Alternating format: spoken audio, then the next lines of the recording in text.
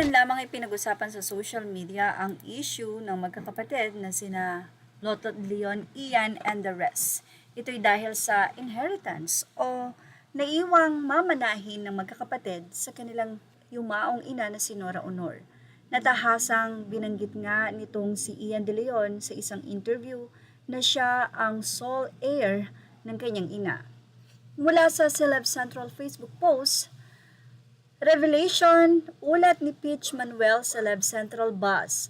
Ang yumaong superstar na si Nora Honor ay isa sa pinakamahalagang haligi ng industriya ng pelikulang Pilipino. Sa kanyang mahaba at makulay na karera, nakamit niya hindi lamang ang parangal at pagkilala kundi pati na rin ang yaman na ngayon ay pinagtutuunan ng pansin ng publiko, lalo na pagdating sa usapin ng mana. Kasabay nito, muling nabibigyang diin ang mga legal na tanong. Paano hinati-hati ang ari-arian? Sino ang may karapatan? At paano tinatrato ng batas ang mga adopted children? Kabilang sa mga kilalang anak ni Nora Honor ay sina Ian de Leon, Lotlot de Leon at Matet de Leon. Napawang naging bahagi rin ng industriya ng showbiz. Sila ay matagal nang kinikilalang bahagi ng pamilya ng superstar, kasama pa ang iba pang anak na lumaki sa kanyang pangangalaga. Sa ilalim ng batas ng Pilipinas, ang mga anak, lehitimo man o legal na ampon, ay itinuturing na compulsory heirs. Ibig sabihin, sila ay may nakalaang bahagi sa ari-arian ng kanilang magulang na hindi maaaring ipagkait maliban na lamang sa mga pambihirang sitwasyon na itinakda ng batas.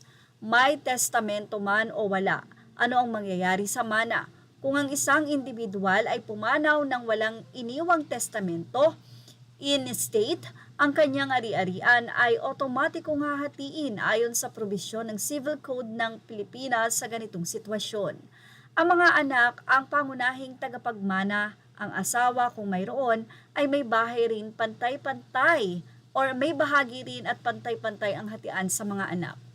Kung may iniwang testamento naman, maaaring tukuyin ng namatay kung paano niya nais ipamahagi ang kanyang ari-arian. Gayunpaman, hindi pa rin maaaring alisin ang tinatawag na legitimate na o legitime ng mga compulsory heirs, isang bahagi ng mana na garantisado sa kanila ng batas.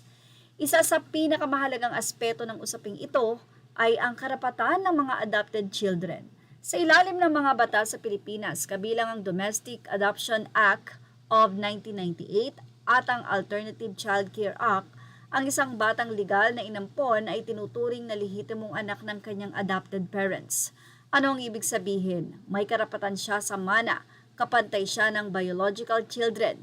Hindi siya maaaring ituring na iba sa hatian ng ari-arian. Mahalagang tandaan na ang karapatang ito ay umiiral lamang kung ang adoption ay dumaan sa tamang legal na proseso. Ang tinatawag na informal adoption o pagpapalaki lamang sa isang bata na walang legal na papeles ay hindi sapat upang magbigay ng karapatan sa mana. Sa kabila ng interes ng publiko, walang opisyal o eksaktong datos na nagsasaad ng kabuuang halaga ng ari-arian ni Nora Honor. Ang anumang pagtataya ay nananatiling haka-haka kung walang dokumentadong basihan. Ang tiyak lamang ay ang kabuuang ari-arian ay paghahati-hatian ng lahat ng legal na tagapagmana. Ang eksaktong bahagi ng bawat isa ay nakadepende sa bilang ng heirs at sa umiiral na legal na sitwasyon. Kung may utang o obligasyon ng estate, ito ay ibabawas muna bago ang hatian. Sa mga ganitong usapin, mahalagang ihiwalay ang opinyon at tsismis mula sa katotohanan. Ang paghahati ng mana, lalo na sa mga kilalang personalidad, ay hindi simpleng desisyon ng pamilya o ng publiko.